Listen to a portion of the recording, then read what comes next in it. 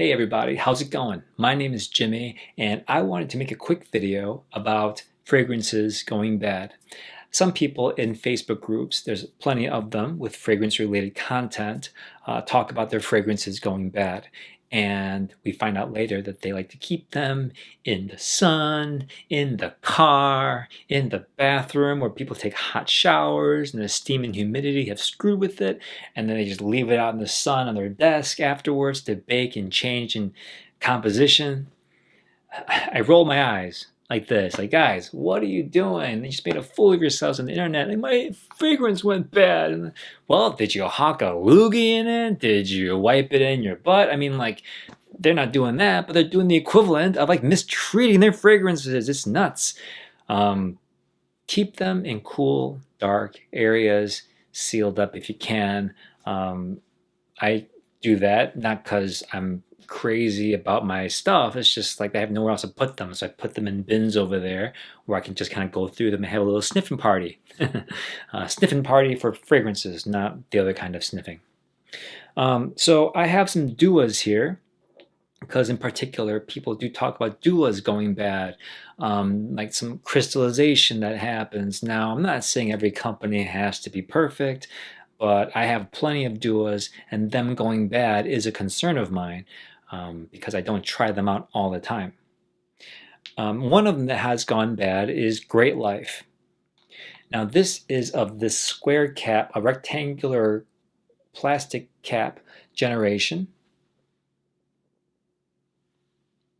I think we're past that now, but even the label has changed. So if you look here, the back looks like some sort of oud fragrance. You know, we're frag heads. We love talking about every little detail. I feel bad for you, some of you guys out there watching this that have no interest in fragrances. I mean, why is he talking about this? If the fragrance has gone bad, just throw it out, right? And yeah, I've been hanging on to this so I can talk to you guys about it and show you what happens when any fragrance goes bad. However, I will say, out of all the fragrances that I've had, only a few have gone bad. I threw out one of them a while back, but this one here has turned putrid, brownish color. And I didn't even realize, because the changes happen so slowly over a long period of time. I had this for a few years now, and this is actually one of my favorite dual replications. I love the sweet cologne, and it's not dated. It's weirdly classic, kind of like Green Irish Tweed. I kind of compare it to that. It's not like cool water. Sometimes I try to describe things as they are by describing what it isn't. Actually, but it smells fresh, fruity, and not redundant with Green Irish Tweed. It's its own thing, and I've never smelled it before, which is what I really loved about Dua's fragrance interpretation. And boy, was I sad when I looked at it one day and I thought, man, I did not use this much. I even marked it here with a little marker to see if the level was going down. The problem is trying to monitor that. It happens so slowly over a long period of time that your eyes start to play a trick on you. Like, did I mark that at that level, or is the marker going down? You start to question yourself, right? But there's no doubt that the level is going down ever so slowly, and the best way to tell if your fragrance has gone bad is to spray it on your hand. The best way to tell if you got a counterfeit fragrance is spray it on your hand. Usually a counterfeit fragrance will smell not weak, it will smell like cat piss. Yeah, I've had that happened to me. It was disgusting. It's pretty bad. This one smells putrid and just weird. It doesn't smell anything like a fruity, light, strong fragrance that it once was. You guys want to see what it used to look like? You see that tropical green color? Yeah, this is how it's supposed to smell. It's clean, it's fruity, it's sweet. It's just a great fragrance. I love Great Life by Dua, which is an interpretation of Good Life by David Hoff. Anyway, very sad day. I'm making this video just because I had to throw it out. Money kind of not well spent, unfortunately. I'm sorry, the whole point of me making this video is to tell you guys why this happened. Well, it's not sealed correctly.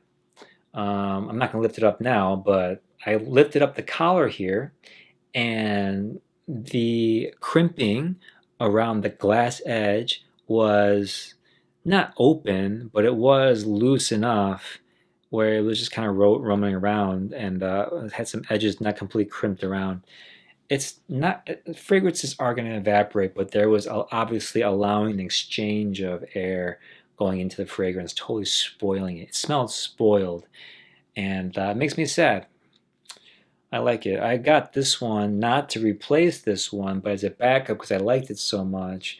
But turns out now this is the only one I have. So, oh, here's another one that it happened to. Veneto 101, which is an interpretation of Xerjoff's Verona 010. I loved this fragrance when I first got it. It smelled vanillic, but not really light. I still love this fragrance, and it seems to be pretty dark, and I understand that vanillic fragrances do change to be darker like this. I don't think it's completely spoiled yet, but it is. I sprayed it. It doesn't smell like it used to be. Now, fragrances do macerate. They do change over time, but you know, if it's not crimped correctly, you're not getting the right scent. How do you know if your scents are crimped correctly? I will say this, the fragrances that I have here that are from designers, from like, you know, that are bottled from designer places, they tend to be done very well. I mean, they have a system and their stuff is done just right, where nothing, I have never had a cheaper or a designer fragrance, and I have some expensive ones too. They don't go bad. They don't evaporate. I don't know why. Do they have better stuff than Dua? I don't think so. But did they rush when this happened? I don't know. I can't say. I want to say yes, but you know, I know they're inundated with work orders and people love their stuff, and I'm glad that they're growing. This did happen years ago. These two. I got them years ago. They've been happening and evaporating and going bad since then. Just didn't know it. So how much did I spend on those? So I lost some money there because I didn't use very much of either of them. I wish I used more of it. So I guess the moral of the story is, if you have fragrances, don't just sit on them. Be sure to use them. Don't just sniff them from the nozzle or the atomizer. Be sure to use them. Enjoy them, because this may be happening to your Duas or your other fragrances. You know, it's not so much that you need to like make great fragrances, and that's definitely part of it, but also the presentation, the security of your investment, if you want to call it that, needs to be just airtight and given to the consumer like, hey, this is what we made. You can enjoy it for years to come. This breaks my heart, and I'm kind of disappointed. Obviously, I'm not going to say anything to Dua because, you know, I didn't notice it at the time. This happened years later. Yeah, so that's it. I have some comparison videos coming up and some fragrances I'm really excited to share with you guys. But if you're interested in Veneto 101, their new crimping process may have definitely improved. Great Life is great for all year round, especially the Dua version. Staying power is awesome. It's sweet. It's cologne-y and a little fruity, and has that not body wash sensation, but just high-end, a little callback Green Irish tweed style, very modern with a callback. And Veneto 101, creamy, dries down to a nice fruity vanillic scent that lasts a really long time, that's not offensive to anyone. Yeah. All right, guys. I think I've babbled on long enough, right? I'll see you next time. Bye-bye.